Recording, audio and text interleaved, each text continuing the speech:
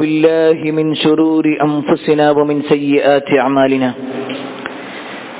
من يهده الله فلا مضل له ومن يضلل فلا هادي له وأشهد أن لا إله إلا الله وحده لا شريك له وأشهد أن محمدا عبده ورسوله أرسله بالهدى ودين الحق ليظهره على الدين كله ولو كره المشركون اللهم صل على محمد وعلى آل محمد كما صليت على إبراهيم وعلى آل إبراهيم إنك حميد مجيد اللهم بارك على محمد وعلى آل محمد كما باركت على إبراهيم وعلى آل إبراهيم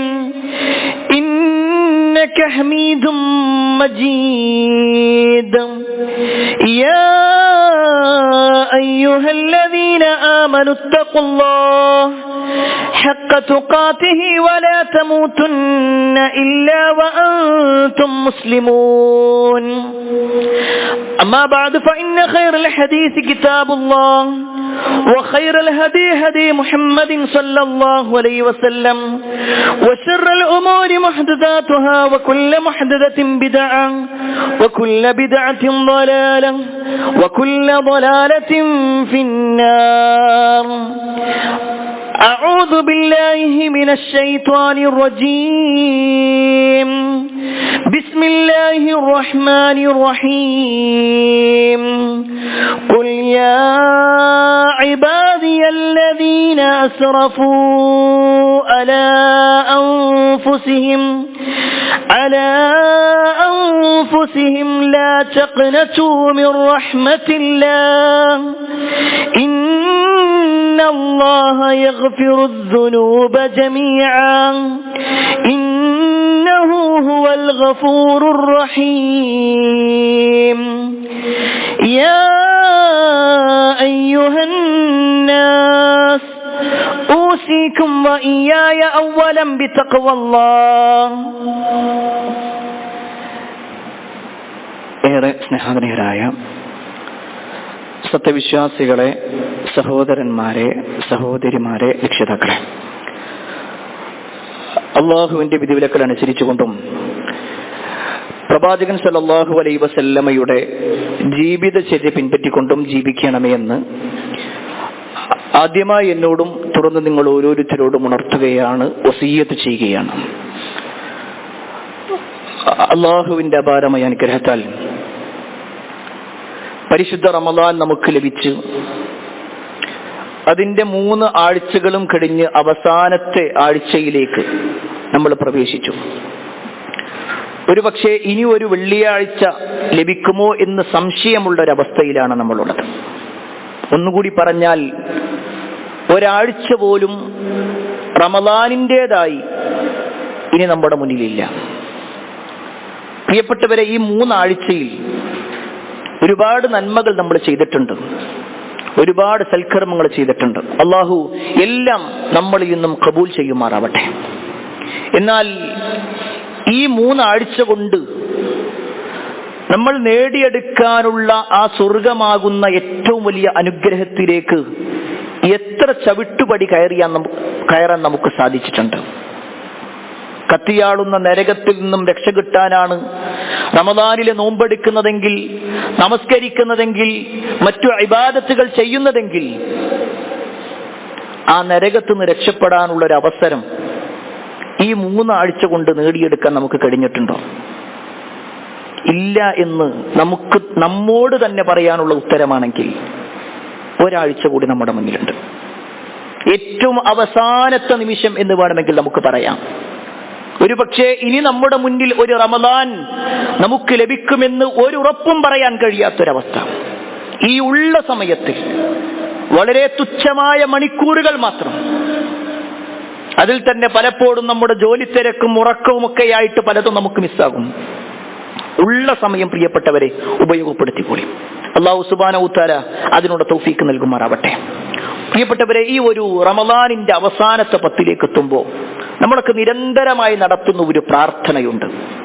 മഹദിയായ ആയിഷ റളിയല്ലാഹു അൻഹയാണ് അത് റസൂലുള്ളാഹി സ്വല്ലല്ലാഹു അലൈഹി വസല്ലമയോട് ചോദിക്കുന്നത്. അവസാനത്തെ 10ലാണ് ലൈലത്തുൽ ഖദർ പ്രതീക്ഷിക്കാൻ പറഞ്ഞത്. അതുകൊണ്ട് തന്നെ ഈ ഒരു ലൈലത്തുൽ ഖദർ എന്നാണെന്ന് മനസ്സിലാകുമ്പോൾ എന്താണ് ഞാൻ പ്രത്യേകിച്ച് ചൊല്ലേണ്ടത് എന്ന് ചോദിച്ചപ്പോ പ്രവാചകൻ സല്ലല്ലാഹു അലൈഹി വസല്ലം അവസാനത്തെ 10ൽ ധാരാളമായി ചൊല്ലാൻ വേണ്ടി പഠിപ്പിച്ച ഒരു പ്രാർത്ഥനയുണ്ട്. അല്ലാഹുമ്മ ഇന്നക അഫുവുൻ തുഹിബ്ബുൽ അഫ്വ ഫഅഫു അന്നി. അല്ലാഹുമ്മ, അല്ലാഹുവേ, ഇന്നക അഫുവുൻ, നീ മാപ്പ് നൽകുന്നവനാണ്. തുഹിബ്ബുൽ അഫ്വ, മാപ്പ് നൽകാൻ ഇഷ്ടപ്പെടുന്നവനുമാണ്. ഫഅഫു അന്നി, അതിനാൽ എനിക്ക് നീ മാപ്പ് നൽകണമേ. നിരന്തരമായി നമ്മൾ പ്രാർത്ഥിക്കേണ്ട ഒരു പ്രാർത്ഥനയാണെങ്കിൽ പ്രിയപ്പെട്ടവരെ, ഇന്നത്തെ ഖുതുബയിൽ ഈ ഒരു പ്രാർത്ഥനയിലും അതുപോലെ തന്നെ റമദാനിൽ നമ്മൾ കാര്യമായി കേൾക്കാറുള്ള തൗബയുമായും ബന്ധപ്പെട്ടുകൊണ്ടുള്ള അള്ളാഹുവിന്റെ 2 പേരുകളെ കുറിച്ച് പറയാനാണ് ഉദ്ദേശിക്കുന്നത്. അള്ളാഹുവിന് 99-ലധികം നാമങ്ങളുണ്ട്. ഇന്നലില്ലാഹി 99 ഇസ്മ. അള്ളാഹുവിന് 99 നാമങ്ങൾ. മിഅതൻ ഇല്ലാ വാഹിദ, 100 കുറവ് എന്ന് നബി സല്ലല്ലാഹു അലൈഹി വസല്ലം എടുത്തു പറഞ്ഞിട്ടുണ്ട്. അതിലൊട്ടേറെ നാമങ്ങളിൽ 2 പേരുകളാണ്. ഒന്ന് അൽ അഫൂവ്, മറ്റൊന്ന് അത്തവ്വാബ്. ഇത് രണ്ടും അല്ലാഹു സുബ്ഹാനഹു വതആല മാപ്പ് നൽകുന്നതും പശ്ചാത്താപം സ്വീകരിക്കുന്നതും പാപം പൊറുക്കുന്നതുമൊക്കെയായിട്ടുള്ള ബന്ധപ്പെട്ടുകൊണ്ടുള്ളതാണ്.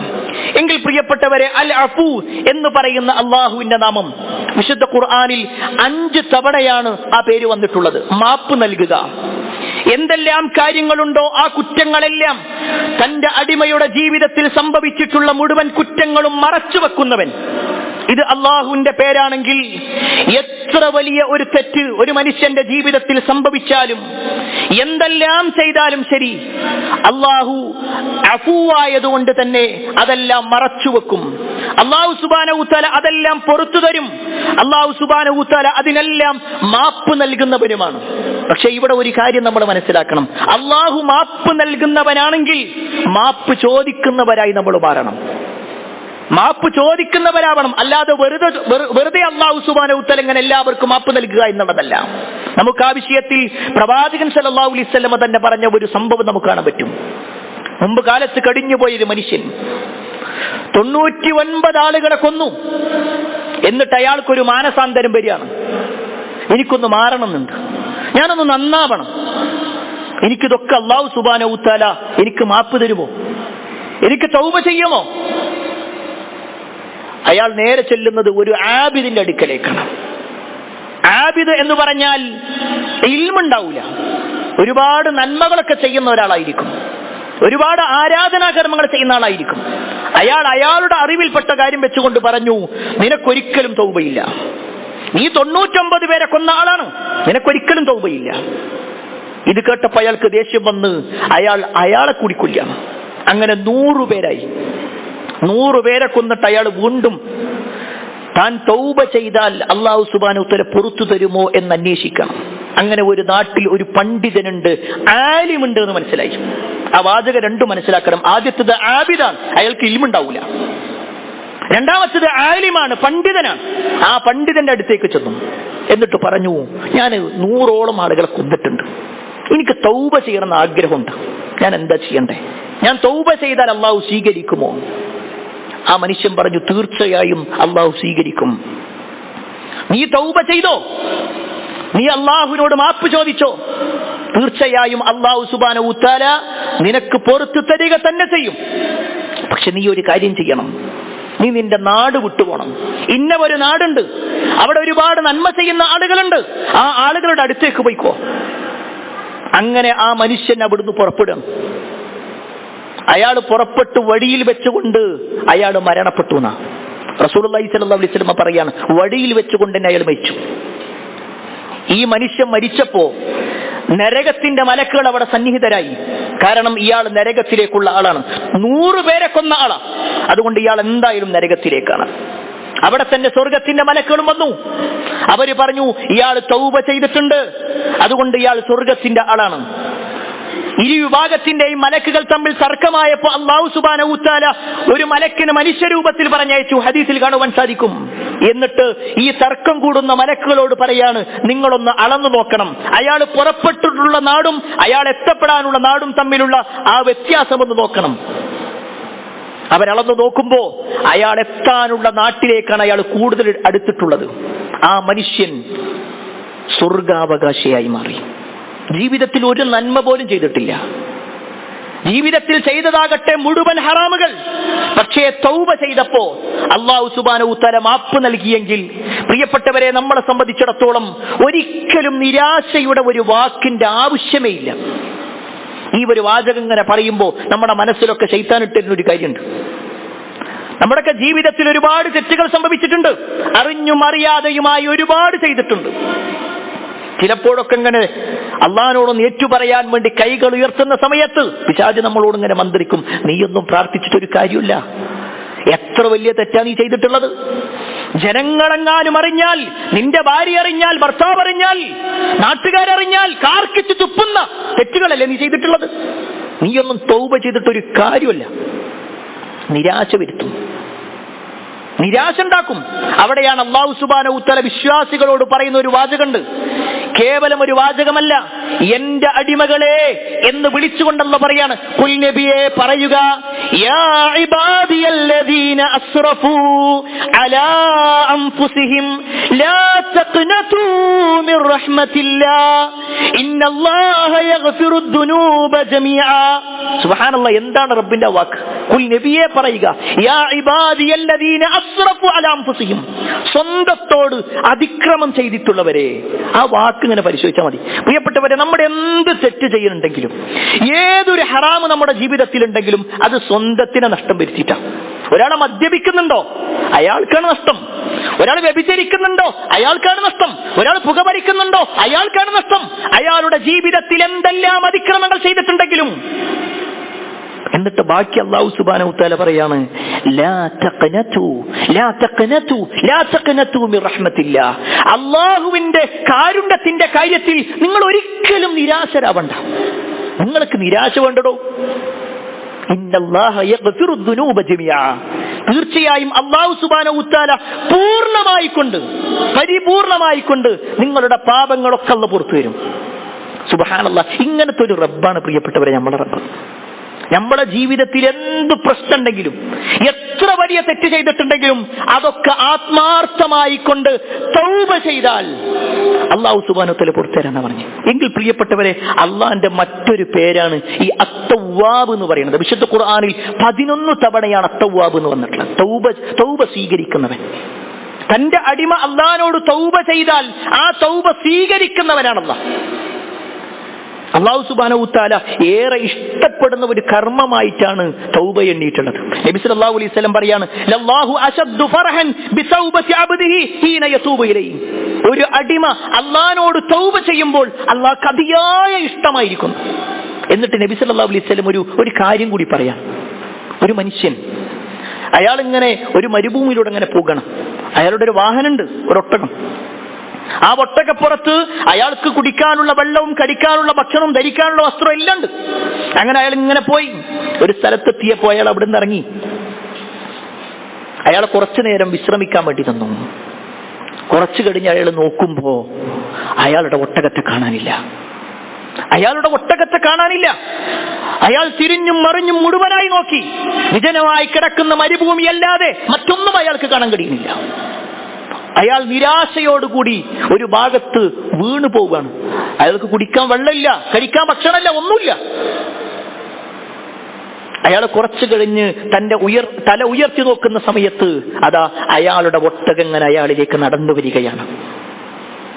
ആ കാഴ്ച കണ്ടിട്ട് അയാൾ പറയുന്ന ഒരു വാചകമുണ്ട്, അല്ലാഹുമ്മ അൻത അബ്ദി വഅന റബ്ബുക. അല്ലാഹുവേ, നീ എന്റെ അടിമയും ഞാൻ നിന്റെ രക്ഷിതാവുമാണ്. അയാൾ ശരിക്കും പറയേണ്ടത് അല്ലാഹുമ്മ അൻത റബ്ബി വഅന അബ്ദുക. അല്ലാഹുവേ, നീ എന്റെ രക്ഷിതാവും ഞാൻ നിന്റെ അടിമയുമാണെന്ന്. പക്ഷെ അയാളുടെ സന്തോഷം കാരണത്താൽ വാക്കുകൾ വരെ മാറിപ്പോകും. അത്രയും വലിയ സന്തോഷം. ഈ വാചകം വെച്ചിട്ടാണ് നബി സല്ലല്ലാഹു അലൈഹി വസല്ലം പറയുന്നത്, ഒരു അടിമ തന്റെ ജീവിതത്തിൽ ഒരു തെറ്റ് ചെയ്തു, അറിഞ്ഞോ അറിയാതെയോ സംഭവിച്ചു. പക്ഷേ റബ്ബേ, എനിക്ക് പറ്റിപ്പോയി. റബ്ബേ, എന്റെ ജീവിതത്തിൽ അത് പാടില്ലാത്തതായിരുന്നു. പക്ഷേ ഏതോ ഒരു ദുർബല നിമിഷത്തിൽ, സാഹചര്യത്തിന്റെ സമ്മർദ്ദത്തിൽ ഞാനത് ചെയ്തു. ഇത് നമ്മൾ പറഞ്ഞാൽ അള്ളാഹ്ക്ക് നമ്മളോട് ഇഷ്ടമുണ്ടാകുന്ന. പൊതുവെ നമ്മുടെ മക്കളൊക്കെ തെറ്റ് ചെയ്തിട്ട് നമ്മളോട് സോറി പറഞ്ഞാലും ഇടയ്ക്കിടയ്ക്ക് നമ്മളതിങ്ങനെ ചൂണ്ടിക്കാണിക്കും, എന്നാലും നീ അത് ചെയ്തില്ലേ. എന്നാൽ അള്ളാഹ് അങ്ങനെയല്ല. ഒരു മനുഷ്യൻ തെറ്റ് ചെയ്തോ, അയാൾ തൗബ ചെയ്യുകയാണെങ്കിൽ, അത് ആത്മാർത്ഥമാണെങ്കിൽ, തീർച്ചയായും അവന്റെ എല്ലാ പ്രവർത്തനങ്ങളുടെ വിഷയത്തിൽ ആ ഒരു കാര്യം പിന്നെ അള്ളാഹു സുബ്ഹാനഹു വ തആല ചൂണ്ടിക്കാണിക്കുന്നല്ല. റബ്ബ് റെഡിയാണെന്ന്. അള്ളാഹു സുബ്ഹാനഹു വ തആല നമ്മുടെ തൗബ സ്വീകരിക്കാൻ സദാ സന്നദ്ധനാണ്. റസൂലുള്ളാഹി സ്വല്ലല്ലാഹു അലൈഹി വസല്ലം പറയാണ്, ഇന്നല്ലാഹ അസ്സ വജല്ല യബ്സുതു യദഹു ബില്ലൈൽ ലിയതൂബ മുസീഉൻ നഹാർ. അള്ളാഹു സുബ്ഹാനഹു വ തആല ഒരു മനുഷ്യന്റെ തൗബ സ്വീകരിക്കാൻ റെഡിയായി നിൽക്കണം. എപ്പോ? രാത്രി ഒരാൾ തെറ്റ് ചെയ്താൽ പകലിൽ അവൻ തൗബ ചെയ്യാൻ റെഡിയാണോ? അള്ളാഹു സ്വീകരിക്കാൻ റെഡിയാണോ? ഇനി പകലിലാണ് അവൻ തെറ്റ് ചെയ്തിട്ടുള്ളതെങ്കിൽ രാത്രി സമയത്ത് അള്ളാഹ് റെഡിയാണ്. ഈ പറഞ്ഞതിന്റെ അർത്ഥം എന്താ? എല്ലാ സമയത്തും അള്ളാഹ് റെഡിയാണ്. പ്രിയപ്പെട്ടവരെ, ഈ വാചകങ്ങളൊക്കെ നമ്മളിങ്ങനെ മനസ്സിലാക്കുമ്പോൾ നമ്മൾ സ്വന്തത്തോട് ചോദിക്കാം, റബ്ബ് റെഡി ആയിട്ടുണ്ട്. അള്ളാഹു ഏത് സമയത്തും റെഡിയാണ്. നമ്മളോട് ഒരിക്കൽ പോലും നീ എന്നോട് പറയണ്ട, നീ എന്നോട് നിന്റെ തെറ്റുകളൊന്നും എടുത്തു പറയണ്ട, നിനക്കുള്ള ശിക്ഷ ഇവിടെയുണ്ട് എന്നുള്ള പറഞ്ഞിട്ടില്ല. അള്ളാഹുവിനെ കുറിച്ച് പരിചയപ്പെടുത്തിയപ്പോഴൊക്കെ തവ്വാബാണ്, അഫൂവാണ്, ഗഫൂറാണ്, ഗഫാറാണ്. സുബ്ഹാനല്ലാഹ്, ഇത്രയും സ്നേഹമുള്ള, ഇത്രയും കാരുണ്യം കാണിക്കുന്ന, ഇത്രയും പാപങ്ങളെല്ലാം ചെയ്താലും അതെല്ലാം പുറത്തു തരാൻ അള്ളാഹു സുബ്ഹാനഹു വ തആല റെഡിയാണെങ്കിൽ, പ്രിയപ്പെട്ടവരെ, നമ്മൾ റെഡിയാകുന്നുണ്ടോ? നമ്മൾ റെഡിയായിട്ടുണ്ടോ? ഈ കഴിഞ്ഞുപോയി 22-23 ദിവസം നമ്മൾ എത്ര തവണ ആത്മാർത്ഥമായിട്ട് പറഞ്ഞിട്ടുണ്ട്, റബ്ബേ പറ്റിപ്പോയി. അവിടെ നമ്മൾ പ്രത്യേകം മനസ്സിലാക്കണം, എല്ലാത്തിനും കൂടി ഒരു തൗബയല്ല. നമ്മുടെ ജീവിതത്തിൽ വലിയ വലിയ തെറ്റുകൾ സംഭവിച്ചിട്ടുണ്ടോ, അത് ഓരോന്നും എടുത്തു പറയണം. എങ്കിൽ പ്രിയപ്പെട്ടവരെ, നമ്മുടെ തൗബ അള്ളാഹു സ്വീകരിക്കണമെങ്കിൽ എന്താ നമ്മൾ വേണ്ടേ? ഇതൊക്കെ ഇങ്ങനെ കേൾക്കുമ്പോൾ നമ്മുടെ മനസ്സിൽ ചെറിയ രൂപത്തിലെങ്കിലും ഒരു മാനസാന്തരം ഉണ്ടോ? പടച്ചോനെ, എനിക്കൊന്ന് പറയണം. പല ആൾക്കാർ ചോദിക്കുന്ന ഒരു ചോദ്യമാണ്, എനിക്ക് തൗബ ചെയ്യണമെന്നുണ്ട്, ഞാൻ എന്താ ചെയ്യാം? ഇതെങ്ങനെയാണ് തൗബ ചെയ്യേണ്ടത്? എങ്ങനെയാണ്? ഏതെങ്കിലും ഒരു ദിക്ർ ചൊല്ലലാണോ? അല്ല. ഏതെങ്കിലും ഒരു പ്രത്യേക സ്ഥലത്ത് പോയി മാത്രം പറയലാണോ? അതുമല്ല. ചില ആളുകൾ വിചാരിച്ചിട്ടുള്ളത് ചില മതങ്ങളിൽ അവരുടെ പള്ളിയിൽ പോയി കുമ്പസരിക്കുക എന്നുള്ളതുണ്ടാകാം. വേറെ ചില ആളുകൾക്ക് വേറെ ചില രൂപത്തിലുള്ള ദേവാലയങ്ങൾ ഉണ്ടാവുക. എന്നാൽ ഇസ്ലാമിനെ സംബന്ധിച്ചിടത്തോളം അങ്ങനെ ഇന്ന ഒരു സ്ഥലത്ത് പോയിട്ട് എന്നെ തൗബ ചെയ്യണമെന്നില്ല. അതിനുവേണ്ടി മക്കത്തേക്ക് പോകണമെന്നൊന്നുമില്ല, അതിനുവേണ്ടി മദീനത്ത് പോകണമെന്നില്ല, അതിനുവേണ്ടി ഉംറക്ക് പോകണമെന്നില്ല. പക്ഷേ ഒരു മനുഷ്യൻ തൗബ ചെയ്യുകയാണെങ്കിൽ അവിടെ ചില നിബന്ധനകളുണ്ട്, അവിടെ ചില ഷർത്തുകളുണ്ട്. ആ ഷർത്ത് പാലിച്ചാൽ മാത്രമാണ് നമ്മുടെ തൗബ അല്ലാഹു സ്വീകരിക്കുള്ളൂ. അതിൽ ഒന്നാമത്തെ ഷർത്ത് എന്താണെന്നറിയോ? ഒന്നാമത്തെ വിഷയം, ചെയ്ത തെറ്റിൽ നിന്ന് പൂർണ്ണമായിട്ട് മുക്തമാവണം. തെറ്റ് ചെയ്തിട്ടല്ല തൗബ ചെയ്യേണ്ടത്. തെറ്റ് ചെയ്തുകൊണ്ട് അങ്ങനെ പോവുക, എന്നിട്ട് ഇടക്കിടക്ക് ഇങ്ങനെ തൗബ ചെയ്യുക, വീണ്ടും അതേ തെറ്റ് ചെയ്യുക, അത് അവസാനിപ്പിക്കണില്ല. ഒരാൾ മദ്യപിക്കുന്ന ഒരാളാണെങ്കിലും ആ മദ്യപാനം നിർത്തണം, എന്നിട്ടാണ് അയാൾ തൗബ ചെയ്യേണ്ടത്. അതല്ലാതെ അത് കുടിക്കുകയും ചെയ്യുക, പിന്നെ തൗബയും ചെയ്യുക, പിന്നെയും കുടിക്കുക, ആ രൂപമല്ല. തെറ്റ് ബോധ്യപ്പെട്ട് കഴിഞ്ഞാൽ അതിൽ നിന്ന് പൂർണ്ണമായിട്ട് വിട്ടു നിൽക്കണം. പിന്നെയും സാഹചര്യം ഉണ്ടെങ്കിൽ ഞാൻ അങ്ങനെ തന്നെ അങ്ങോട്ട് പോകും എന്ന് പറയലല്ല. അവിടെയാണ് പ്രിയപ്പെട്ടവരെ, മഹാനായ ഇബ്നു മസ്ഊദ് റളിയല്ലാഹു അൻഹുവിന്റെ ഒരു ശിഷ്യനുണ്ടായിരുന്നു, അബൂ ഉമറുൽ കിന്ദി റഹ്മത്തുള്ളാഹി അലൈഹി. ഈ അബൂ ഉമറുൽ കിന്ദി ഒരു കാലത്ത് വളരെ മോശമായിരുന്നു. വളരെ മോശം എന്ന് പറഞ്ഞാൽ അദ്ദേഹത്തിന് നല്ല ശബ്ദമുണ്ട്, പക്ഷേ ആ ശബ്ദം കൊണ്ട് സംഗീതങ്ങൾ ആസ്വദിക്കുന്ന ആളായിരുന്നു. നബീദ് പോലുള്ള ലഹരി പദാർത്ഥങ്ങൾ കുടിക്കുന്ന ആളായിരുന്നു. ഒരു ദിവസം അദ്ദേഹത്തിന്റെ ജീവിതത്തിലുണ്ടായ മാറ്റം അദ്ദേഹം പറയാണ്. അദ്ദേഹം എപ്പോഴാണ് തൗബയിലേക്ക് മാറിയത്, എപ്പോഴാണ് അദ്ദേഹത്തിന് മാനസാന്തരം ഉണ്ടായതെന്ന് ഈ അബൂ ഉമറുൽ കിന്ദി റഹ്മത്തുള്ളാഹി അലൈഹി പറയാണ്, കുൻതു ഗുലാമൻ ഹസ്ന സൗത്ത്. ഞാൻ ഒരു യുവാവായിരിക്കും, എനിക്ക് നല്ല ശബ്ദമുണ്ടായിരുന്നു, നല്ല ശബ്ദത്തിന്റെ ഉടമയായിരുന്നു ഞാൻ. അങ്ങനെ എന്റെ ഒരു സുഹൃത്തുമായിട്ട് ഞാൻ ഇങ്ങനെ മദ്യപിക്കുകയും അതുപോലെ തന്നെ തമ്പുരി മീട്ടിക്കൊണ്ടിരിക്കുകയും ചെയ്യാം, നല്ല പാട്ടൊക്കെ പാടി ഇങ്ങനെ നടക്കാം. ഞങ്ങളതിങ്ങനെ നിർവഹിച്ചു കൊണ്ടിരിക്കുന്ന സമയത്തുണ്ട് ഇബ്നു മസ്ഊദ് റളിയല്ലാഹു അൻഹു അങ്ങോട്ട് പാഞ്ഞുകൊണ്ട് വന്നു.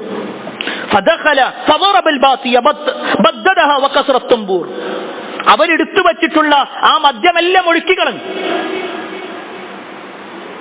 അബൂ ഉമറിന്റെ ഒരു തമ്പുരുണ്ടായിരുന്നു, ആ തമ്പുര് അടിച്ചു പൊട്ടിച്ചു. എന്നിട്ട് പറയാണ്, നിനക്ക് നല്ല ശബ്ദം ഉണ്ടല്ലോ, ആ ശബ്ദം കൊണ്ട് നിനക്ക് ഖുർആൻ ഓതിക്കൂടെ, നീ ഖുർആനിന്റെ ആളായിക്കൂടെ. ഇതും പറഞ്ഞിട്ട് ഇബ്നു മസ്ഊദ് റളിയല്ലാഹു അൻഹു അവിടുന്ന് ഇറങ്ങിപ്പോയി. ഇതെല്ലാം ഏതാനും നിമിഷങ്ങൾ കൊണ്ട് കഴിഞ്ഞു. ഈ വന്നതാരാണെന്നോ അദ്ദേഹത്തിന്റെ ശ്രേഷ്ഠത എത്രയാണെന്നോ ഒന്നും ഈ അബൂ ഉമറിന് അറിയൂല. അബൂ ഉമർ തന്റെ കൂടെയുള്ള ആളോട് ചോദിച്ചു, മൻ ഹാദ, ഇപ്പൊ വന്ന ഈ ആൾ ആരാ? അപ്പൊ കൂടെയുള്ള ആള് പറഞ്ഞു, ഹാദ ഇബ്നു മസ്ഊദ്, അത് ഇബ്നു മസ്ഊദാ, നബി സല്ലല്ലാഹു അലൈഹി വസല്ലമയുടെ അനുയായിയായിട്ടുള്ള ഇബ്നു മസ്ഊദ്. ഇത് കേട്ടതും അബൂ ഉമറുൽ കിന്ദി അങ്ങോട്ട് ഓടുകയാണ്. ഇബ്നു മസ്ഊദ് റളിയല്ലാഹു അൻഹു പോയ വഴിയേ പിന്നാലെ ഓടി. ഇബ്നു മസ്ഊദ് റളിയല്ലാഹു അൻഹുവിന്റെ പിന്നിൽ പോയി അദ്ദേഹത്തിന്റെ വസ്ത്രം പിടിച്ചു. എന്നിട്ട് പറയാണ്, ഇബ്നു മസ്ഊദ്, എനിക്ക് തെറ്റുപറ്റി, എനിക്കറിയില്ലായിരുന്നു ഇതിന്റെ ഗൗരവം. നിങ്ങൾ ഇനി ബോധ്യപ്പെടുത്തിയപ്പോഴാണ് എനിക്കത് മനസ്സിലായത്. ഞാൻ ഇനി ഒരിക്കലും ഇത് ആവർത്തിക്കൂല. ഇത് പറയുമ്പോഴും ഇബ്നു മസ്ഊദ് റളിയല്ലാഹു അൻഹു മുന്നിലേക്ക് ഇങ്ങനെ തിരിഞ്ഞു നിൽക്കുകയാണ്. ഈ വാക്കുകൊണ്ട് പറഞ്ഞതും ഇബ്നു മസ്ഊദ് റളിയല്ലാഹു അൻഹു തിരിഞ്ഞു. എന്നിട്ട് അബൂ ഉമറിനെ ഇങ്ങനെ ചേർത്ത് വെച്ചുകൊണ്ട് പറയാണ്, മർഹബൻ ബിമൻ അഹബ്ബ അല്ലാഹ്. ആ വാക്കാണ്, അല്ലാഹ് ഇഷ്ടപ്പെടുന്നവരെ നിനക്ക് സ്വാഗതം. അല്ലാഹ് ഇഷ്ടപ്പെടുക. ഒരാൾ തൗബ ചെയ്യുമ്പോണ്ടല്ലോ, ആ തെറ്റുണ്ട് ബോധ്യപ്പെട്ടു, ഞാനത് ഒഴിവാക്കുകയാണെന്ന് പറഞ്ഞാൽ മർഹബൻ ബിമൻ അഹബ്ബഹുല്ലാഹ്, അല്ലാഹ് ഇഷ്ടപ്പെടുന്നവനാണ്. എന്നിട്ട് ഇബ്നു മസ്ഊദ് റളിയല്ലാഹു അൻഹു തന്റെ വീട്ടിൽ കൊണ്ടുപോയി അദ്ദേഹത്തിന് വേണ്ട ഭക്ഷണങ്ങളൊക്കെ കൊടുക്കുക. പ്രിയപ്പെട്ടവരെ, ഇവിടെയാണ് നമ്മൾ മനസ്സിലാക്കേണ്ടത്, ഒരു തെറ്റ് തെറ്റാണെന്ന് ബോധ്യമായി കഴിഞ്ഞാൽ പിന്നെ അതിൽ തുടർന്ന് കൊണ്ടുപോകുക എന്നുള്ളത് ഉണ്ടാകാൻ പാടില്ല. അതാണ് തൗബയുടെ ഒന്നാമത്തെ നിബന്ധന. രണ്ടാമത്തെ വിഷയം എന്താണെന്ന് അറിയുക, ചെയ്ത തെറ്റിനെ ഓർത്തുകൊണ്ട് ആത്മാർത്ഥമായിട്ട് ഖേദിക്കാം. തെറ്റുകൾ ഇങ്ങനെ ചെയ്തു, പണ്ട് ഞാൻ അത് ചെയ്തു ഇത് ചെയ്തു എന്ന് പറഞ്ഞുകൊണ്ട് അതിൽ ആവേശം കൊള്ളുകയല്ല. ആ തെറ്റുകൾ ഇങ്ങനെ ആലോചിച്ചുകൊണ്ട് ഉൾപ്പുളകൾ ഉണ്ടാവുമല്ല. ഞാനൊക്കെ അന്ന് അങ്ങനെയായിരുന്നു, ഞാൻ ഇങ്ങനെയായിരുന്നു, എനിക്കൊരു ജാഹിലിയത്ത് ഉണ്ടായിരുന്നു, ഞാൻ അന്ന് അങ്ങനെയൊക്കെ ചെയ്തിട്ടുണ്ട്. ഇതല്ല, അങ്ങനെ പറയൂല ഒരാൾ. യഥാർത്ഥ തൗബ ചെയ്ത ഒരാൾ അങ്ങനെ പറയൂല. ചെയ്തു പോയ തെറ്റിന്റെ വിഷയത്തിൽ അങ്ങേറ്റത്തെ ഖേദമുണ്ടാവണ്ടേ, പറ്റിപ്പോയല്ലോന്ന്. ആ ഒരു ഖേദപ്രകടനമാണ് പ്രിയപ്പെട്ടവരെ രഹസ്യമായി വ്യഭിചരിച്ചു പോയ ഒരു സ്വഹാബി മാഇസ് റളിയല്ലാഹു അൻഹു റസൂലുള്ളാഹി സ്വല്ലല്ലാഹു അലൈഹി വസല്ലം മുന്നിലേക്ക് വരിക. 100 കണക്കിന് സ്വഹാബിമാർ ഇരിക്കുന്ന ഭാഗത്തേക്ക് വന്നിട്ട് പറയാണ്, തുഹിർനി യാ റസൂലല്ലാഹ്, അല്ലാഹുവിന്റെ റസൂൽ എന്നെ ശുദ്ധിയാക്കണം. നബി സല്ലല്ലാഹു അലൈഹി വസല്ലമക്ക് മനസ്സിലായില്ല. റസൂലുള്ളാഹി സ്വല്ലല്ലാഹു അലൈഹി വസല്ലം അവിടുന്ന് മാറി. വീണ്ടും മാഇസ് റളിയല്ലാഹു അൻഹു വന്നു, പ്രവാചകരെ എന്നെ ശുദ്ധീകരിക്കും, വലിയ ഒരു തെറ്റ് ഞാൻ ചെയ്തു, ഒരു ഹറാമ് എന്റെ ജീവിതത്തിൽ സംഭവിച്ചു, വ്യഭിചരിച്ചു പോയി. നബി സല്ലല്ലാഹു അലൈഹി വസല്ലം സഹാബത്തിനോട് പറഞ്ഞ എന്താ അറിയോ, മായിസിനൊന്ന് നോക്കി അദ്ദേഹം ലഹരി ബാധിച്ചിട്ടുണ്ടോ നോക്കിക്കാണി, ലഹരി പിടിച്ചുകൊണ്ട് എന്തൊക്കെയോ പുലമ്പം പറയാണോ എന്ന് നോക്കാൻ വേണ്ടിയിട്ട്. അദ്ദേഹം പറഞ്ഞു, ഇല്ല, ഞാനൊന്നും കഴിച്ചിട്ടില്ല. എന്നാൽ അദ്ദേഹത്തിന് എന്തെങ്കിലും മാനസികമായ വല്ല പ്രശ്നം ഉണ്ടാവും. നബി പിന്നെയും പോകാൻ പറഞ്ഞു. റസൂലുള്ളാഹി സ്വല്ലല്ലാഹു അലൈഹി വസല്ലം മാറി നിൽക്കുന്ന സമയത്തെല്ലാം മായിസ് റളിയല്ലാഹു അൻഹു പ്രവാചകന്റെ കൈ പിടിച്ചുകൊണ്ടേയിരുന്നു. എന്നിട്ട് പറഞ്ഞു, പ്രവാചകരെ എന്നെ ശുദ്ധീകരിക്കണം, എന്നെ ശുദ്ധീകരിക്കണം. നമ്മളൊന്ന് ആലോചിച്ച് നോക്ക്, എന്താ ശുദ്ധീകരിക്കുക എന്ന് പറഞ്ഞാൽ, ഒരാൾ വ്യഭിചരിച്ചു കഴിഞ്ഞാൽ അയാൾ വിവാഹം നടന്ന ഒരാളാണെങ്കിൽ, കല്യാണം കഴിച്ച ഒരാളാണെങ്കിൽ, എന്നിട്ടും വ്യഭിചരിച്ചു കഴിഞ്ഞാൽ അയാളെ എറിഞ്ഞു കൊല്ലുക എന്നുള്ളതാണ്. അതാ ചെയ്യാൻ വേണ്ടി പറയുന്നത്. നമ്മളൊന്ന് ആലോചിച്ച് നോക്കുക, അവിടെ മായിസ് റളിയല്ലാഹു അൻഹു വേണമെങ്കിൽ ഒന്നാമത്തെ തവണ പറഞ്ഞപ്പോൾ തന്നെ നബി പൊയ്ക്കോ എന്ന് പറഞ്ഞപ്പോ, ഞാൻ നബിനോട് പറഞ്ഞിട്ടുണ്ട് എനിക്ക് തിരിച്ചു പോകാം, ഇനി അവിടെ പടച്ചോന്റെ അടുത്തുള്ള സമയത്ത് എനിക്ക് ന്യായം പറയണ്ടല്ലോ, പറഞ്ഞു. ഇല്ല. ചരിത്രത്തിൽ നമുക്ക് കാണാൻ കഴിയും, മായിസ് റളിയല്ലാഹു അൻഹുവിനെ എറിഞ്ഞു കൊന്നു. അത് റസൂലുള്ളാഹി സ്വല്ലല്ലാഹു അലൈഹി വസല്ലം കാരുണ്യത്തിന്റെ ദൂതനല്ലാത്തത് കൊണ്ടല്ല, മായിസ് റളിയല്ലാഹു അൻഹുവിന്റെ പേടിയാണ്. ഇവിടുന്ന് അള്ളാന്റെ ശിക്ഷ അനുഭവിച്ച് ഇവിടുന്ന് ശിക്ഷ കിട്ടിക്കഴിഞ്ഞാൽ പിന്നെ അള്ളാന്റെ അടുത്ത് എനിക്ക് ശിക്ഷ ഉണ്ടാവൂല, ആ ഒരു പ്രതീക്ഷയായിരുന്നു. എന്നാൽ ഇതേപോലെ നബി സല്ലല്ലാഹു അലൈഹി വസല്ലമയുടെ അടുക്കിലേക്ക് ഒരു സ്ത്രീ കൂടി വന്നു. മായിസ് റളിയല്ലാഹു അൻഹുമായി ബന്ധത്തിലായ ഒരു സ്ത്രീ, ഒരു ജുഹൈന ഗോത്രക്കാരി. അവൾ വന്നിട്ട് പറയാണ്, പ്രവാചകരെ ഞാനും വ്യഭിചരിച്ചു പോയി. മനുഷ്യ സഹജമാണ്, മനുഷ്യൻ എന്ന നിലയ്ക്ക് ഏതോ ഒരു ദുർബല നിമിഷത്തിൽ സംഭവിച്ചു പോയൊരു തെറ്റ്. നബി സല്ലല്ലാഹു അലൈഹി വസല്ലം ആ പെണ്ണിനോട് പറഞ്ഞു, പോടുന്നു. അവൾ പറഞ്ഞു, അല്ല പ്രവാചകരെ, ഞാനിതാ ഗർഭിണിയായിട്ടുണ്ട്. തെളിവാണ്, തെളിവ് മുന്നിൽ വെക്കുക. റസൂലുള്ളാഹി സ്വല്ലല്ലാഹു അലൈഹി വസല്ലം പറഞ്ഞു, എന്തായാലും നീ ഇപ്പൊ പോ, നിന്റെ ഗർഭത്തിൽ എടുക്കണ കുഞ്ഞിന് ഇതിന് ഉത്തരവാദിയല്ലല്ലോ, ആ കുട്ടി ജനിക്കട്ടെ. ആ പെണ്ണ് പോയി. പ്രസവം കഴിഞ്ഞിട്ട് വരിക, പ്രസവം കഴിഞ്ഞ ഉടനെ ചോര പൈതലുമായിട്ട് വന്നു. അപ്പോഴും നബി സല്ലല്ലാഹു അലൈഹി വസല്ലം പറഞ്ഞു, ആ കുട്ടിക്ക് പാല് കൊടുക്കേണ്ട ടൈമല്ലേ, ഇപ്പൊ പോ. ഏകദേശം 2 വയസ്സ് വരെ ആ കുട്ടിക്ക് പാല് കൊടുത്തു. എന്നിട്ട് ആ പെണ്ണ് ആ കുട്ടിനെയും കൊണ്ട് വരുന്ന ഒരു രംഗം ചരിത്രത്തിൽ കാണാൻ കഴിയും. ആ കുട്ടിയുടെ കയ്യിൽ ഒരു റൊട്ടി കഷ്ണം കൊടുത്തിട്ടുണ്ടായിരുന്നു. ഒരു റൊട്ടി കഷ്ണം കൊടുത്തിട്ടാ പറയുന്നത്. എന്നിട്ട് പ്രവാചകന്റെ അടുത്ത് വന്നിട്ട് പറയുന്നത്, പ്രവാചകൻ ഇതാ കുട്ടി സ്വന്തമായിട്ട് ഭക്ഷണം കഴിക്കാൻ തുടങ്ങിയിട്ടുണ്ട്, ഇനി എന്റെ കാര്യത്തിൽ തീരുമാനം എടുക്കണം. സുബ്ഹാനല്ലാഹ്, ഒന്ന് ആലോചിച്ചു. രഹസ്യമായി ചെയ്ത ഒരു തെറ്റ്, ആരും അറിഞ്ഞിട്ടില്ല. പക്ഷേ പരസ്യമായി പ്രവാചകനോട് വന്ന് പറഞ്ഞു.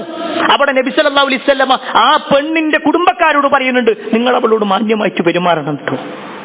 ആ രംഗൊന്നും ആലോചിക്കുകയാണ്. ആ തെറ്റ് രഹസ്യമായൊരു കാര്യം പിന്നെ ആ പെണ്ണ് വീട്ടിലേക്ക് എത്തുമ്പോ അവളുടെ വയറിങ്ങനെ ഗർഭം വളർന്നു വലുതാകുന്നതിനനുസരിച്ച് കൊണ്ട് എന്തെല്ലാം ചോദ്യങ്ങൾ ഉണ്ടാവും, എന്തെല്ലാം ആക്ഷേപങ്ങൾ ഉണ്ടാവും. ഒരു പെണ്ണ് പ്രസവിക്കുക എന്ന് പറഞ്ഞാൽ അവളുടെ ശരീരം രണ്ടായി പിളരുന്ന രംഗമാണ്. അങ്ങനെ പിളർന്ന് ആ കുട്ടിയെ പുറത്തേക്ക് കൊണ്ടുവന്ന് പിന്നെ ആ കുട്ടിയുടെ കൈ പിടിച്ചുകൊണ്ട് വീണ്ടും വരിക, പ്രവാചകരെ എന്റെ മേലുള്ള ശിക്ഷ നടപ്പിലാക്കി. അപ്പോഴും പോയി 2 വയസ്സ് വരെ ആ കുട്ടിക്ക് പാല് കൊടുക്കുമ്പോ, തന്റെ മാറിലേക്ക് ഇങ്ങനെ ചേർത്ത് വെച്ചുകൊണ്ട് അമ്മിഞ്ഞപ്പാല് കൊടുക്കുമ്പോ ഏതൊരു ഉമ്മക്കും ചില പ്രതീക്ഷകൾ ഉണ്ടാകും. ആ ഒരു സഹോദരിക്ക് എന്ത് പ്രതീക്ഷ ഉണ്ടായിരുന്നത്? ഏതെങ്കിലും ദിവസം കഴിഞ്ഞാൽ, കുറച്ച് ദിവസം കഴിഞ്ഞാൽ ഞാനിതാ പോയി മരിക്കാനുള്ളതാണ്, എന്നെ കൊലപ്പെടുത്താനുള്ളതാണ്. ആ കുട്ടിനെയും കൊണ്ടുവന്ന് അവസാനം ആ കുട്ടിയെ അവരുടെ ഉത്തരവാദിത്തപ്പെട്ട ആളുകളിലേക്ക് ഏൽപ്പിച്ചു കൊടുത്തു. എന്നിട്ട് ആ സ്ത്രീയെ ഇസ്ലാമിക നിയമപ്രകാരം എറിഞ്ഞുകൊണ്ടു. ആ പെണ്ണിന് വേണ്ടി നബി സല്ലല്ലാഹു അലൈഹി വസല്ലം മയ്യത്ത് നമസ്കരിക്കാൻ വേണ്ടി നിന്നപ്പോ പ്രവാചകന്റെ വസ്ത്രത്തിൽ ഇങ്ങനെ ഉമർ റളിയല്ലാഹു അൻഹു പിടിച്ചു. എന്നിട്ട് പറഞ്ഞു, ഒരു വ്യഭിചാരിണിക്ക് വേണ്ടിയാണോ പ്രവാചകരെ നിങ്ങൾ നമസ്കരിക്കുന്നത്? ആ സമയത്ത് റസൂലുള്ളാഹി സ്വല്ലല്ലാഹു അലൈഹി വസല്ലം പറയാണ്, ഈ മദീനത്തുള്ള 70 ആളുകൾക്ക് ആ സ്ത്രീയുടെ തൗബ വീതം വെക്കുകയാണെങ്കിൽ അതിനേക്കാൾ കൂടുതലാണ് അവളുടെ തൗബ. അത്രയുണ്ട്. എന്നിട്ട് അവളുടെ കാര്യത്തിൽ ഞാൻ മാറി നിൽക്കേ. നബി സല്ലല്ലാഹു അലൈഹി വസല്ലം ആ സഹോദരിയുടെ മയ്യത്ത് നമസ്കാരത്തിന് നേതൃത്വം കൊടുത്തു. പ്രിയപ്പെട്ടവരെ, ഇവിടെ നമ്മൾ മനസ്സിലാക്കേണ്ടത്, ഒരു മനുഷ്യന്റെ ജീവിതത്തിൽ തെറ്റുപറ്റി, പക്ഷേ ഖേദമുണ്ടാവണം. പറ്റിപ്പോയി, അറിയാതെ സംഭവിച്ചതാണ്, അത് അല്ലാഹുവോട് ഏറ്റുപറയണം. 2ാമത്തെ നിബന്ധന. ഇനി 3ാമത്തെ വിഷയം, തെറ്റുകളിലേക്ക് ഇനി ഒരിക്കലും മടങ്ങുകയില്ലെന്ന് ശപഥം ചെയ്യാം. ഇനി ഒരവസരം കിട്ടിയാൽ ഞാൻ ഇനിയും ചെയ്യും, അതല്ല. അത് ദുൽമിന്റെ വാക്കാണ്, അക്രമത്തിന്റെ വാക്കാണ്. തൗബ ചെയ്യുന്ന ഒരാളെ സംബന്ധിച്ചിടത്തോളം അയാളുടെ മനസ്സിലുണ്ടാവേണ്ടത് എന്താ? ഇനി ഞാൻ ഒരിക്കലും ചെയ്യൂല, ഇനി ഒരിക്കലുമില്ല. ഇനി എന്തവസരം വന്നാലും ശരി, എത്രയേറെ എന്നെ നിർബന്ധിച്ചാലും ശരി, ഞാൻ ചെയ്യൂല. പലപ്പോഴും പല യുവാക്കളും പറയുന്നൊരു വാചകമുണ്ട്,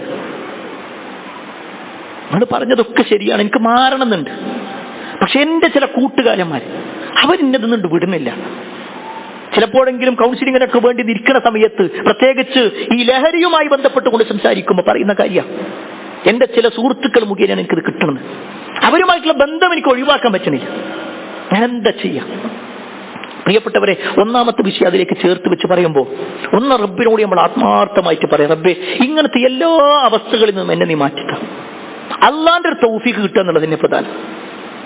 അവരെന്തെല്ലാം ഭീഷണിപ്പെടുത്തിയാലും ശരി, എന്തെല്ലാം ബ്ലാക്ക് മെയിലിംഗ് നടത്തിയാലും ശരി, ഇല്ല ഞാൻ ഇനി അതിലേക്കില്ല, നിങ്ങൾക്ക് എന്ത് വേണമെങ്കിലും ആർക്ക് വേണമെങ്കിലും കാണിച്ചു കൊടുത്തു, ഒരു കുഴപ്പമില്ല. എന്നെ കുറിച്ച് എന്തൊക്കെ അപവാദങ്ങൾ പറഞ്ഞാലും ഞാൻ അതിലേക്കില്ല, ഞാനത് തീരുമാനിച്ചു കഴിഞ്ഞത്. അതല്ലെങ്കിലോ നമ്മൾ ഈ പറയുന്ന ആളുകൾക്കനുസരിച്ച് നിൽക്കാൻ തുടങ്ങിക്കഴിഞ്ഞാൽ പിന്നെ വീണ്ടും വീണ്ടും വീണ്ടും അതിന്റെ ഏറ്റവും ആഴത്തിലേക്ക് പതിക്കുന്ന ഒരു അവസ്ഥയാണ് ഉണ്ടാകുക. അതുകൊണ്ട് പ്രിയപ്പെട്ടവരെ, നമ്മൾ ശ്രദ്ധിക്കണം. 4ാമത്തെ ഒരു വിഷയം, ഇത് 3ഉം മനുഷ്യരുമായി ബന്ധപ്പെട്ടതും പടച്ചവനോടുമായി ബന്ധപ്പെട്ടതൊക്കെയാണെങ്കിൽ ഈ പറഞ്ഞതാണെങ്കിൽ, ഇനി വ്യക്തികളുമായി ബന്ധപ്പെട്ടുകൊണ്ടുള്ള ഒരു വിഷയമുണ്ട്. തൗബ ചെയ്യുമ്പോൾ ജനങ്ങളുമായി ബന്ധപ്പെട്ടതാണെങ്കിൽ ജനങ്ങളെ പൊരുത്തപ്പെടിക്കുക, അവരുടെ ഹക്ക് വല്ലതും നമ്മൾ എടുത്തിട്ടുണ്ടെങ്കിൽ അത് തിരിച്ചേൽപ്പിക്കുക. ഒരാളെ പറ്റിച്ചിട്ട് നമ്മൾ ചില സാധനങ്ങൾ എടുത്തിട്ടുണ്ട്, നമ്മൾ അല്ലാഹുവോട് തൗബ ചെയ്തിട്ട് കാര്യമില്ല, ആദ്യം ആ സാധനം തിരിച്ചു കൊടുക്കണം. ഒരാളെ കുറിച്ച് ആരോപണം പറഞ്ഞിട്ടുണ്ടെങ്കിൽ അയാളെ കൊണ്ട് പൊരുത്തപ്പെടിക്കണം. എന്നിട്ട് അല്ലാഹുവോട് പറയും, റബ്ബേ ഞാൻ അന്ന് അങ്ങനെ പറഞ്ഞുപോയി, എനിക്ക് പുറത്തുതാ. ജനങ്ങളുമായി ബന്ധപ്പെട്ടുള്ള വിഷയമാണ്. ഇനി പ്രിയപ്പെട്ടവരെ, 5ാമത്തെ ഒരു കാര്യം കൂടി ഇതിലേക്ക് ചേർത്ത് വെച്ച് പറയണം. ഒരു മനുഷ്യന്റെ ജീവിതത്തിൽ തൗബ സ്വീകരിക്കാനുള്ള സമയമുണ്ട്. തൗബയുടെ വാതിൽ അടക്കപ്പെടുന്നതിന് മുമ്പേ തൗബ ചെയ്യണം. തൗബക്കൊരു വാതിലുണ്ട്, ആ വാതിൽ അടക്കപ്പെടുന്നതിന് മുമ്പേ തൗബ ചെയ്യണം. നബി സല്ലല്ലാഹു അലൈഹി വസല്ലം പറയാണ്, 2 കാര്യങ്ങൾ, 2 സമയങ്ങൾ, ആ സമയത്തിന് മുമ്പേ ഒരാൾ തൗബ ചെയ്തിട്ടില്ലെങ്കിൽ പിന്നെ കാര്യമില്ല. അതിലൊന്ന്, അവന്റെ റൂഹ് തൊണ്ടക്കുടിയിലെത്തുന്ന സമയത്ത് ഗർ ഗർ എന്ന ആ ഒരു സൗണ്ട് ഇങ്ങനെ വരിക, അവന്റെ തൊണ്ടക്കുടിയിലേക്ക് റൂഹെത്തുക. അവൻ മരിക്കുന്നതിന്റെ തൊട്ട് മുമ്പ് ഇനി അതൂബുല്ലാഹ് എന്ന് പറഞ്ഞിട്ട് കാര്യമില്ല, ഞാൻ അല്ലാഹുവോട് തൗബ ചെയ്യുന്നു എന്ന് പറഞ്ഞിട്ട് കാര്യമില്ല, അതിന് മുമ്പേ ചെയ്യണം. അവിടെയാണ് നമ്മൾ മനസ്സിലാക്കേണ്ടത്. ജീവിതത്തിൽ ഇങ്ങനെ ചില തെറ്റുകളൊക്കെ ഇങ്ങനെ നമ്മുടെ മനസ്സിലുണ്ടെങ്കിൽ, നമ്മളിപ്പോഴും തുടർന്ന് കൊണ്ടുപോകുന്നുണ്ടെങ്കിൽ, ഞാനിനി ഒരു ഹജ്ജിന് പോകട്ടെ, ഞാനൊരു ഉംറക്ക് പോകട്ടെ, അടുത്ത റമദാനാവട്ടെ, കല്യാണം കഴിയട്ടെ, ഇന്ന പ്രശ്നങ്ങൾ തീരട്ടെ എന്ന് പറയാൻ പറ്റൂല. കേട്ടുകഴിഞ്ഞാൽ ഉടനെ തൗബ ചെയ്യണം. രണ്ടാമത്തെ കാര്യം, സൂര്യൻ പടിഞ്ഞാറ് ഉദിക്കുക, ലോകത്തിന്റെ അവസാനം. ആ ഒരു സമയത്തിന് മുമ്പേ ഇത് ചെയ്യണം. ഇനി പ്രിയപ്പെട്ടവരെ, നമ്മൾ തൗബ ചെയ്തു കഴിഞ്ഞാൽ ആ തൗബ അള്ളാഹു സ്വീകരിച്ചോ ഇല്ലയോ എന്നെങ്ങനെ മനസ്സിലാക്കാൻ പറ്റുക? നമ്മൾ തൗബ ചെയ്തു കഴിഞ്ഞാൽ അള്ളാഹു സ്വീകരിച്ചോ ഇല്ലയോ എന്നെങ്ങനെ മനസ്സിലാക്കാൻ പറ്റും? അതിന് പണ്ഡിതന്മാർ പറഞ്ഞ ഒരു ഉദാഹരണം എന്താണെന്നറിയോ?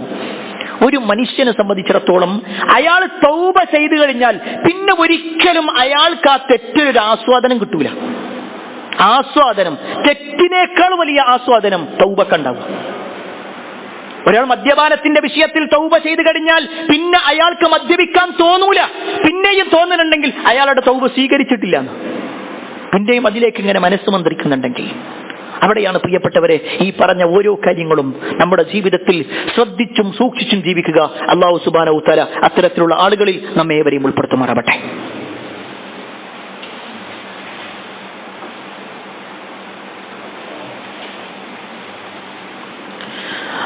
അൽഹംദുലില്ലാഹി റബ്ബിൽ ആലമീൻ വസ്സലാത്തു വസ്സലാമു അലാ റസൂലില്ലാഹ് വഅലാ ആലിഹി വഅസ്ഹാബിഹി അജ്മഈൻ അമ്മാ ബഅദ്.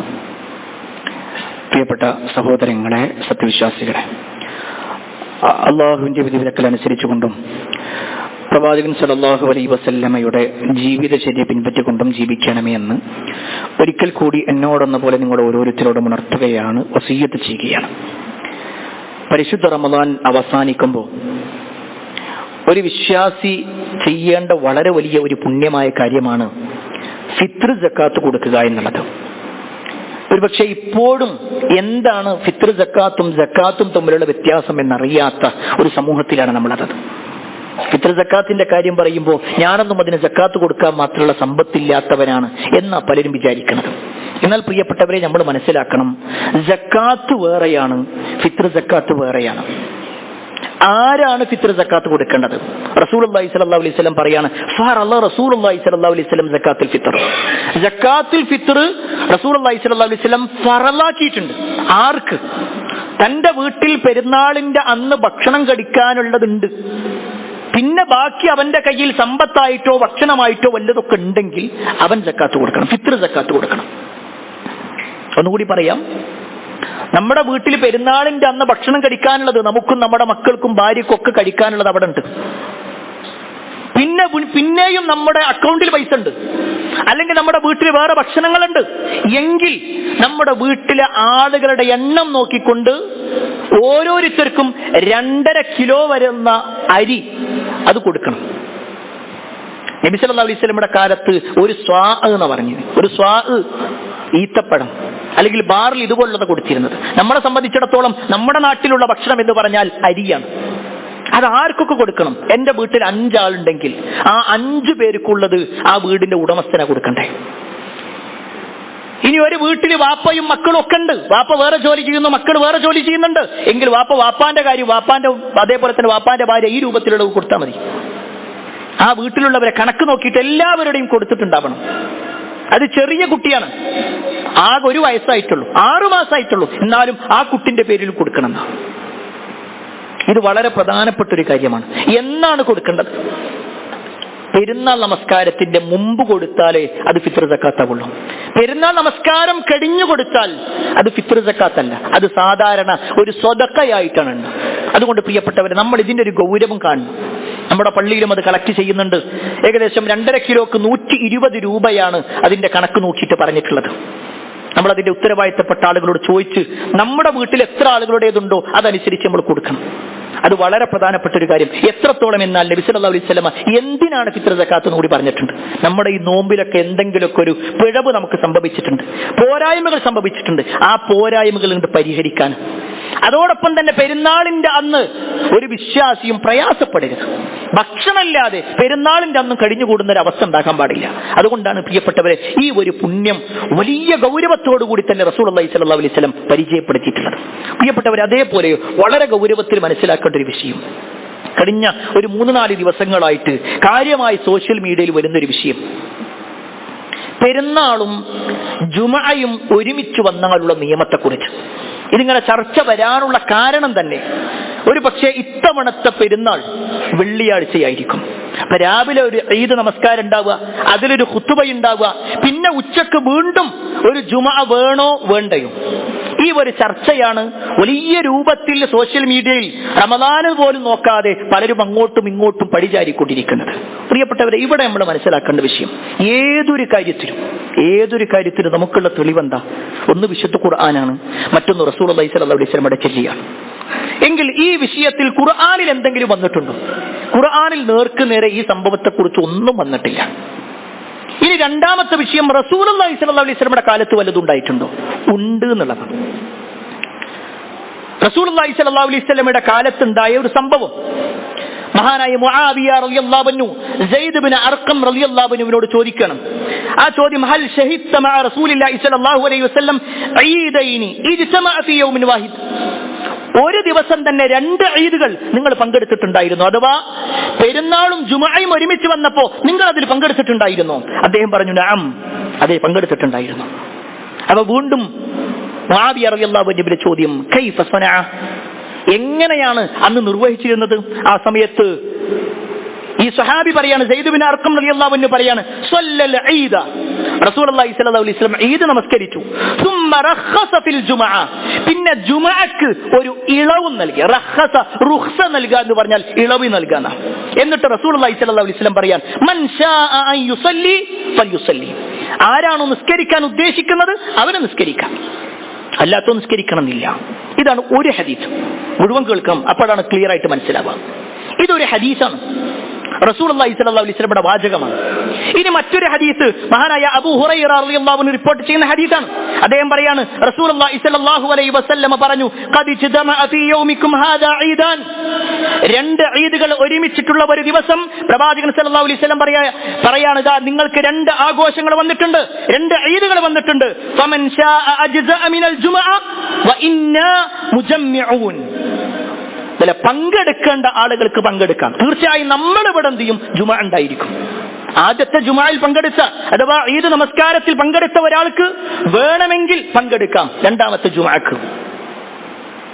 അതല്ല, പങ്കെടുക്കാൻ ബുദ്ധിമുട്ടുള്ള ഒരാളുണ്ടോ എങ്കിൽ മറ്റുള്ള ദിവസങ്ങളിലുള്ള ജുമഅ പോലെയല്ല, ചില ഇളവുകളുണ്ട്. ഇതാണ് രണ്ടാമത്തെ ഒരു ഹദീസ്.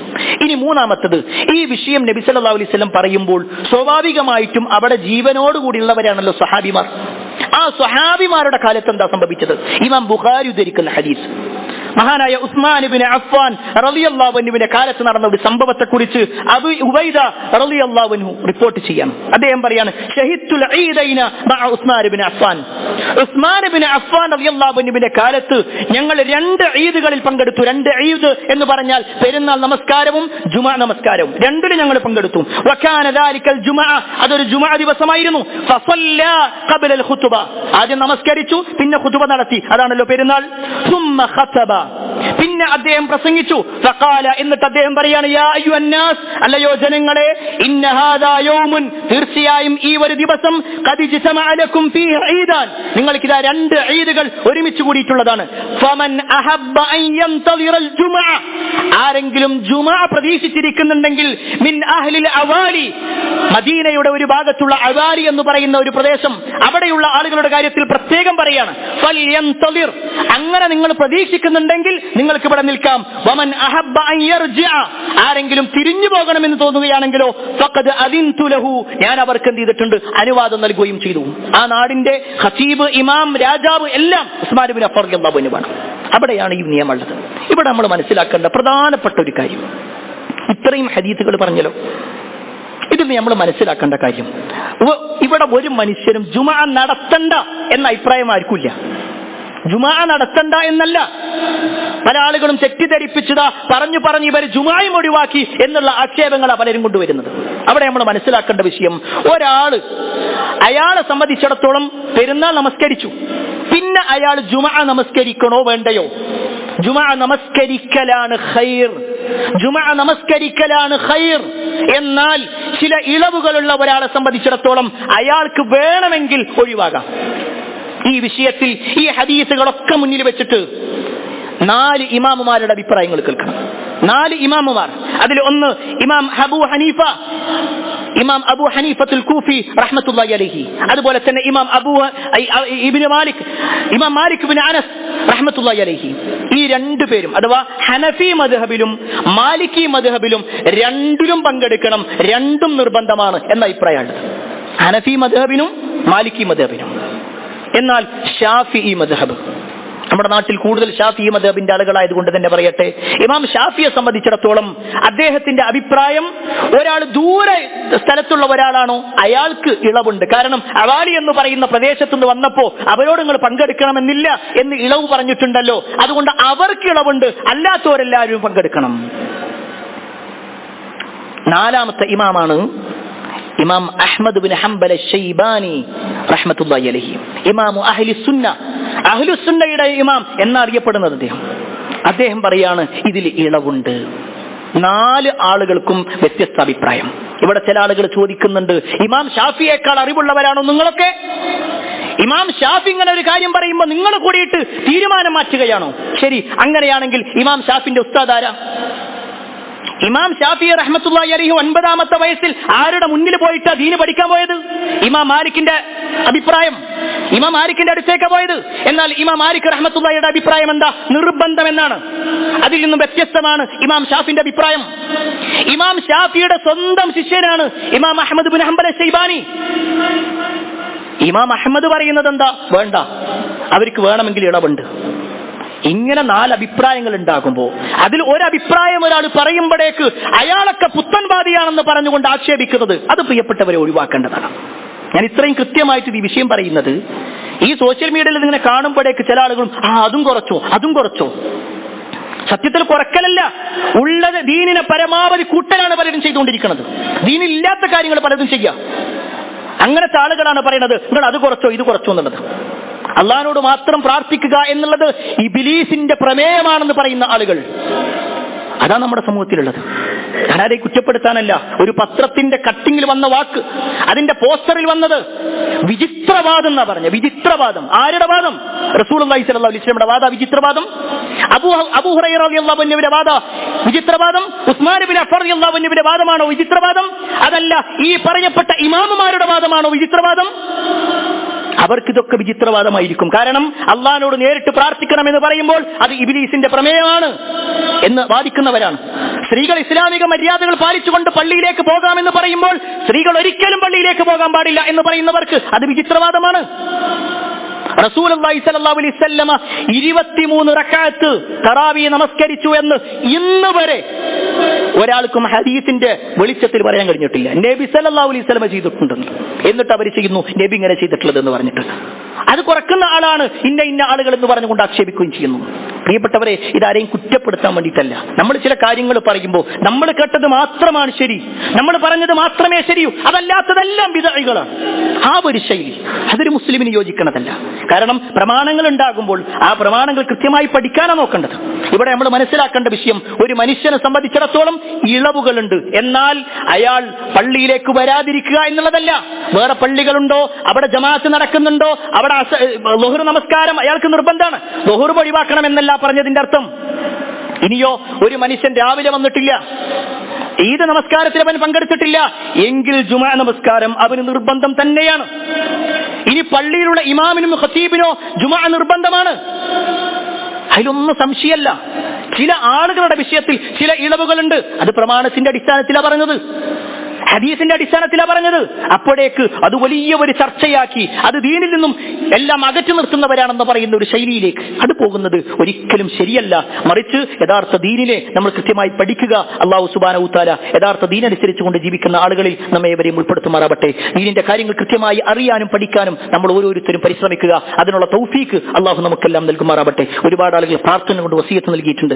എല്ലാവരുടെയും പ്രാർത്ഥന അല്ലാഹു സ്വീകരിക്കുമാറാവട്ടെ. പ്രയാസപ്പെടുന്ന ശാരീരികമായും സാമ്പത്തികമായും മാനസികമായും ഒക്കെ ബുദ്ധിമുട്ടുന്ന ആളുകളുണ്ട് നമ്മുടെ കൂട്ടത്തിൽ. അവരുടെ എല്ലാവരുടെയും പ്രയാസങ്ങൾ അല്ലാഹു നീക്കി കൊടുക്കുമാറാവട്ടെ. അല്ലാഹുമ്മ ഗ്ഫിർ മുഅ്മിനീന വൽ മുഅ്മിനാത്ത് വൽ മുസ്ലിമീന വൽ മുസ്ലിമാത്ത് അൽ അഹ്യാഇ മിൻഹും വൽ അംവാത് ഇന്നക മുജീബു ദഅവാത് യാ ഖാദിൽ ഹജാത്. اللهم اجرنا من النار اللهم اجرنا من النار اللهم اجرنا من النار ربنا آتنا في الدنيا حسنة وفي الآخرة حسنة وقنا عذاب النار آمين آمين برحمتك يا أرحم الراحمين والحمد لله رب العالمين.